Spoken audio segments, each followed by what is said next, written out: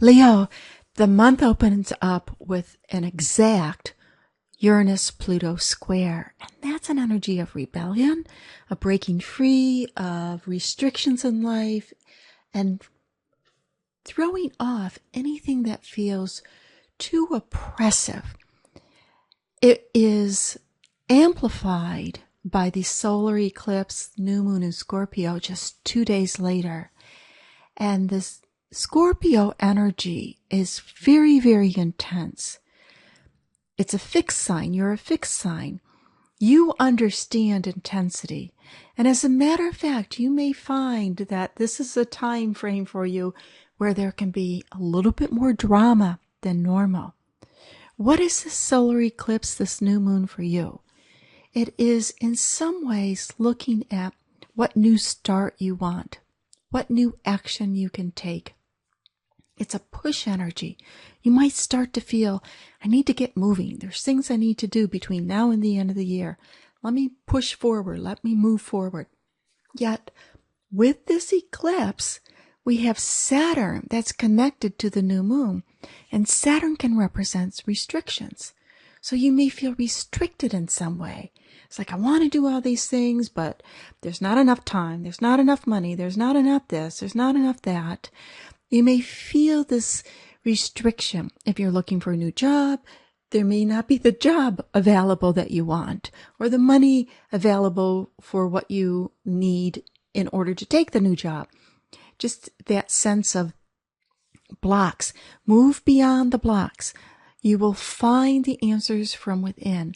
And as we shift into, there's also a Yod configuration, both with the Uranus-Pluto square chart and the solar eclipse new moon chart. And Yod is being flexible, making adjustments.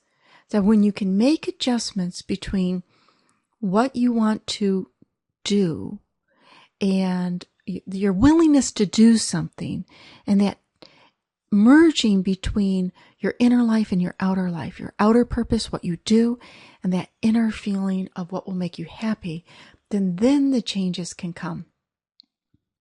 Venus enters Capricorn on the 5th and will be in Capricorn for 3 months, which is a long time for Venus because she will be going retrograde December 21st. Capricorn is what's called an inconjunct to your Leo energy, and that represents adjustments. So here's this more adjustment energy. What do I need to adjust to in order to live fully, completely of what's important in my life and my beliefs? And speaking of beliefs, that takes us to the Jupiter retrograde on November 7th. Whenever a planet moves direct or retrograde, the influence of it is beaming down, and we can catch that energy stronger.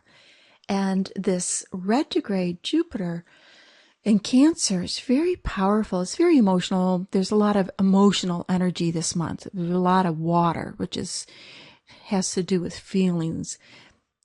Yet this Jupiter for you is it's saying that you could get some information, some blessings. Jupiter is the planet of opportunity or blessings from places that it's hard for you to see.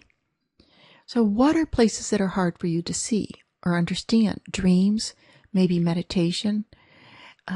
There is revelation energy about revealing where you might hold yourself back. Ultimately, a strong Jupiter is about having confidence and holding on to beliefs that are good for you in terms of being able to support you in your dreams and your wishes. Mercury moves direct on November 10th. And when it's moving direct, this placement with all the Scorpio energy does have something to do with home and family. It's also your subconscious early upbringing and how the early upbringing formulates part of our subconscious belief systems. When Mercury goes direct, you can have this energy, this information come to the surface for you about oh, so that's why I feel stuck, or that's why I don't do this. Just listen to your intuition. Really connect with your intuition this month. We have Neptune going direct. See all this movement of the planets this month is very, a lot of intensity, a lot of change this month.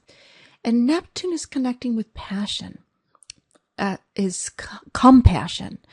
The Scorpio energy is very passionate, but Neptune is about compassion, having compassion, even empathy. There's a spiritual component to it. There is a very creative component to Neptune.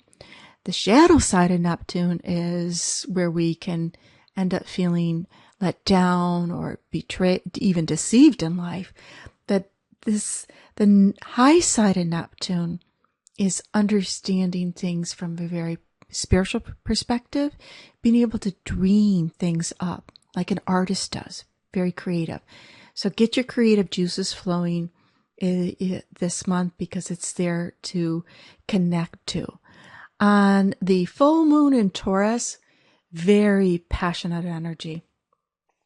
With Scorpio, all the Scorpio intensity and the sensuality of Taurus, very passionate. And you'll feel it building up until the whole weekend.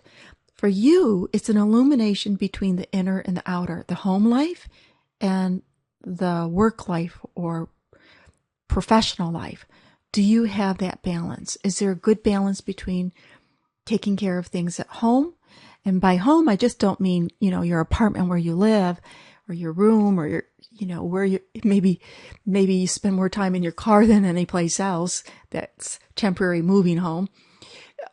Not just the physical locality, but your spiritual, your inner locality of feeling content. And the outer world, where your profession, where you are seen in the world, is that balanced?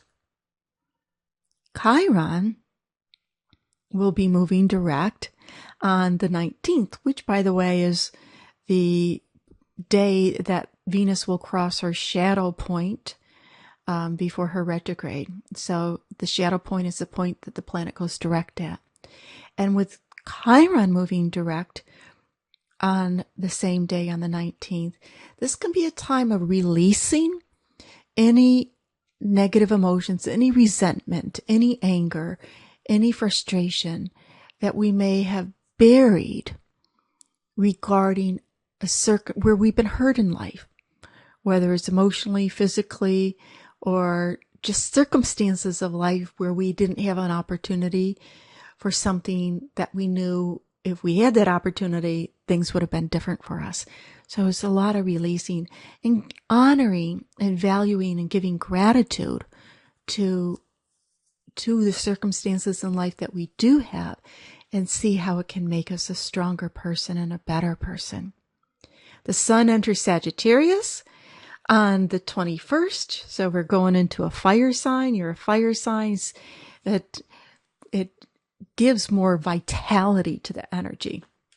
With all this watery energy that we've had, water and earth, it will be nice to bring some more fire into it, although fire and water can create steam. So there might be a little bit of steamy essence. And it's heralding a time for you of more joy. And, it's going into what's called your solar fifth house, which is, they call it the house of love affairs, children, and hobbies. But it's really what brings you joy. What do you love to do? What's fun to do? It's a natural house for Leo. So it can be a natural fun time to connect to when you feel the rest of your life is in balance. And the month ends with the sun trine Uranus, catching the flow. This is about catching the flow of life.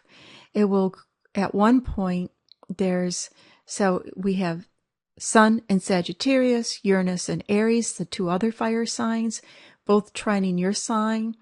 So it's creating by default, with your chart, a grand trine in fire. So it's when we have that, get in touch with the flow. And what's the fire energy about? Being inspired.